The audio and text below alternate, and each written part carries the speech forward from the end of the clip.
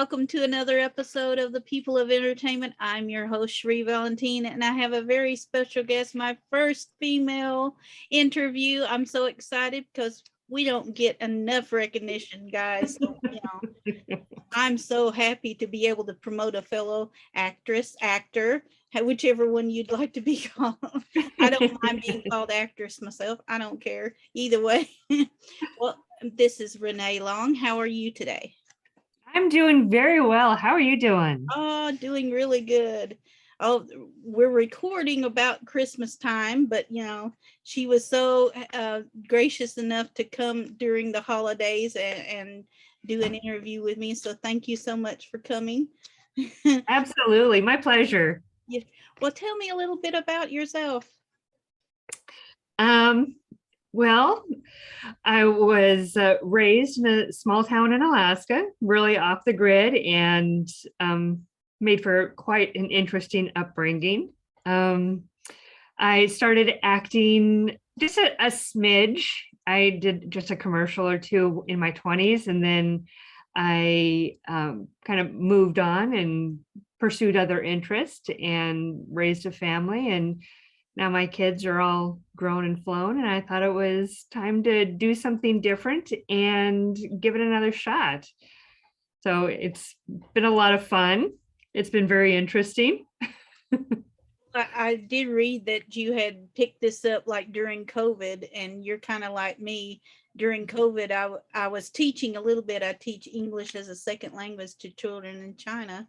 So I was doing that full time, but I was like, if I can entertain a kid that can't speak my language, I think I can, go back into entertainment too.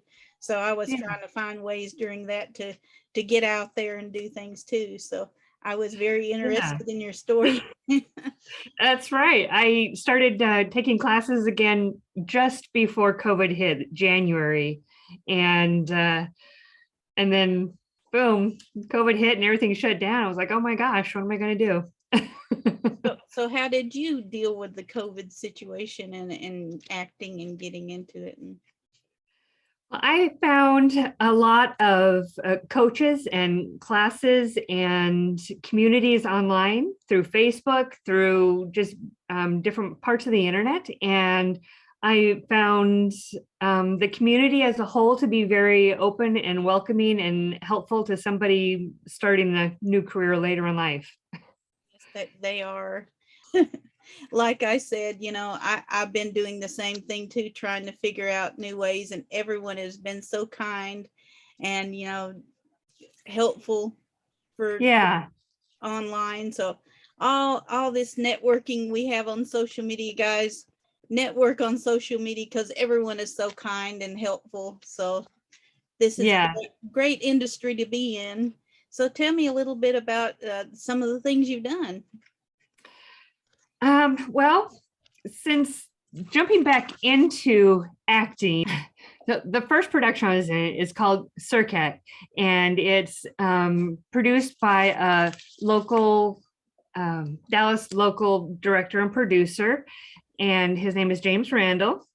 The production is called Serket, and my role is Senator Lilibelle Clark, and it is very interesting. It's in the final stages of being edited, and the Serket is a spinoff from his third film called The Talent Process.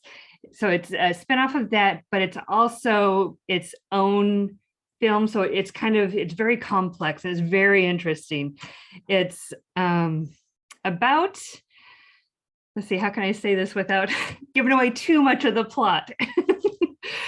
Serket, it's about an individual that's set free to reintegrate into society, but that society doesn't want to accept him. So then he's forced to deal with his own darkness and his bleak past and his own visions of a future that promise a fate worse than death. So it's super interesting. I can't wait for it to come out. And James Randall, the director and producer, he's already working on additional films. So this will be definitely something that everybody wants to check out, and he'll have it out on Amazon and different streaming services. Cool. That sounds like something I'd like to see. Now, Yeah, I did see that you've done some film and some television. Which one's your favorite? I really like doing the film. I like getting into the roles. I like researching the characters and getting into the feel of the character. So I think that's a lot of fun. I like the film part of it too. So let's see. What inspired you to get into acting? Um, it was more of, I wanted a creative outlet. I wanted to do something unique and different for me, because this is definitely, it's not something I've done really in the past. So it's been an excellent creative outlet. And I'm kind of a creative anyways. I like to do a lot of different things with my hands, creating different stuff. And I wanted to just try a different avenue of creativity. And it's fun to be able to do all these different characters and to be all these different people and to bring other people's stories and their imaginations alive, to bring them life, you know? Yes. So, well, you said you like to do a lot of things with your hand. Do you draw, paint, do things like that too? Oh gosh, well, in the past, I've done things like painted murals Oh, for my kids' bedrooms and things like that. And I do some fused glass, so it's melting glass in a kiln and stuff, and creating bowls and pieces of jewelry and things like that. So, and I like to do all different kinds of things. I'm a very heavy DIY type of person. I'm a fellow artist too. I like to draw and do oil portraits and stuff like that. So it Yeah. just when I hear somebody else who's multi-creative like myself, got your hands and everything, I'm interested in the know, there's somebody else out there like me too. So Yeah. Yeah.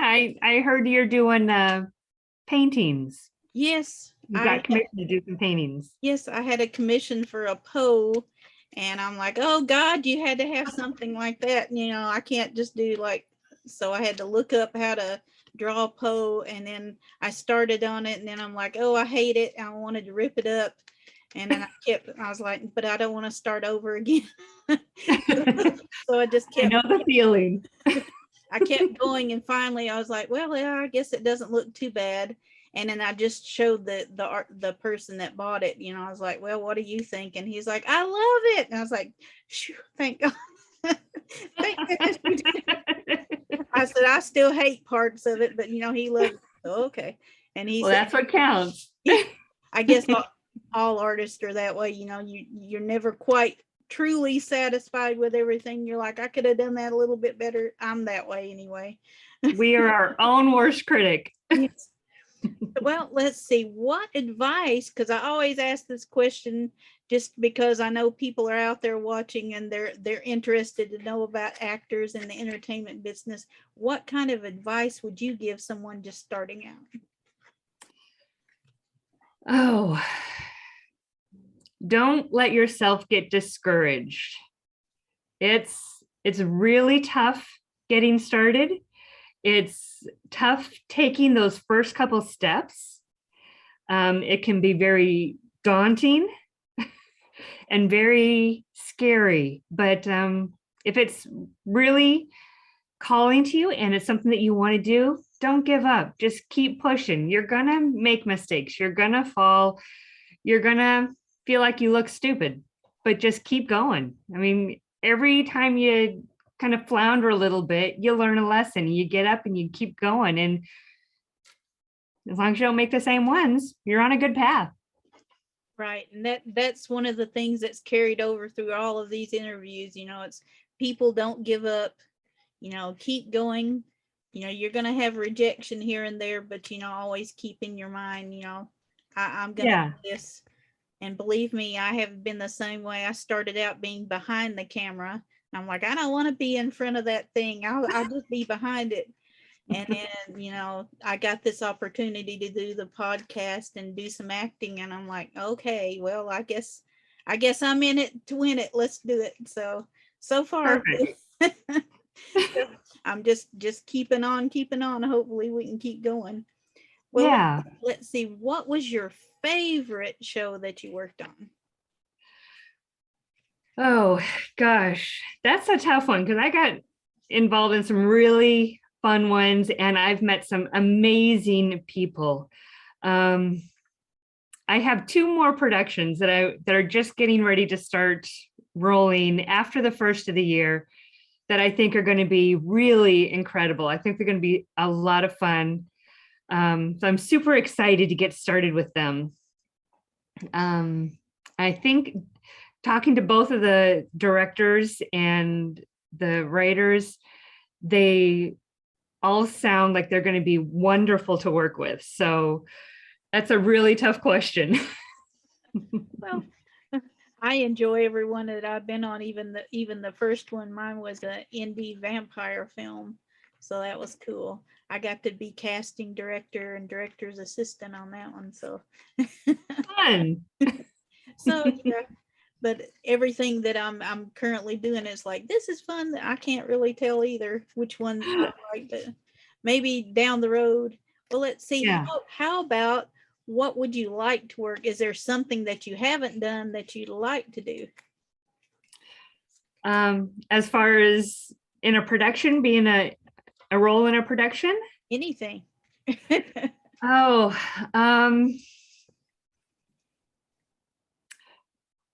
I think it would be absolutely so much fun to be in a type of production like an action film, like a Laura Croft type of thing. Oh, that would be cool. I think that would be a lot of fun.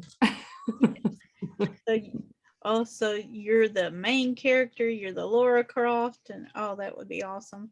I would like Yeah, yeah, that's good. And I've started taking a few stunt classes. Oh, So that would be a really fun way to kind of merge all that in together and to put my new skills to use. And that would be a lot of fun.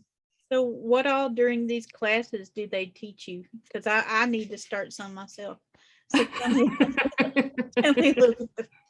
I think I've done one, which was really interesting. But, I'm like, this is my very first one. And I learned how to look toward the camera and, change up how things are said. So tell me a little Yeah. bit about the classes, because I need to find some more. It was, I learned how to jump off a building into one of those big pillowy, ground covers so you don't get hurt. So I learned how to jump off the buildings, land on there, roll off. I learned how to do some fight scenes so it looks like you're hitting them, but you're obviously not. And I did some dead men falls, and so it was really interesting. It was a lot of fun. One thing I learned is that it is definitely in your best interest to be in shape. That's one thing I'm working on myself right now. It's like during COVID, I was in the hospital, not for COVID, but for something Yeah. else. And it's like, now I've got to try to get back into everything. So that's definitely a tough thing, probably for everybody during COVID, because we're all cooped up in there. So Yeah. So believe me, I definitely understand that one. And I have to, tell everybody I'm working on myself. Hopefully, I think my films are like toward the end of this coming year. So I said, hopefully by then, I'll get back the way I want to. Well, tell us a little bit more about the upcoming productions that you have. Okay. I have two productions that are coming up. One is Joe Halladin, The Case of the Missing Sister. And that's written and directed and produced by award-winning producer Ralph Sinkay and co-produced by David Bogg. And The Case of the Missing Sister, it's a thriller about Sheriff Joe Halladin. He has a previous film, so he has a little bit of an establishment, But Joe Hallidan is searching for this missing twin sister that is mired in a secretive religious cult. So it's very intriguing.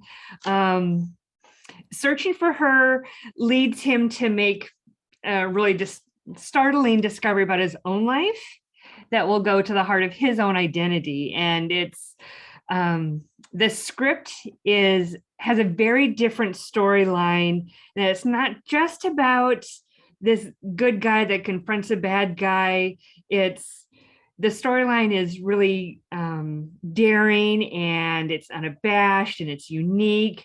It's a one-of-a-kind kind of a movie that's gonna keep the audience really riveted.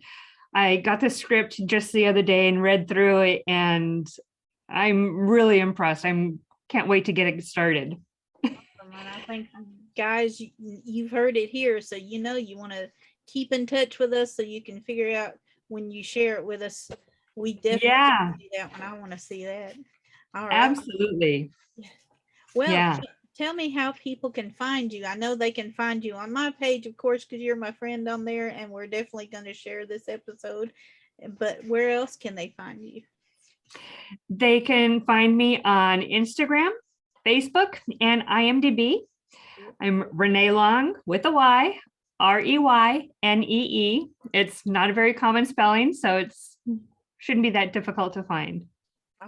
Well, for mine, it's difficult to pronounce because everybody sees it and they'll go Cherri.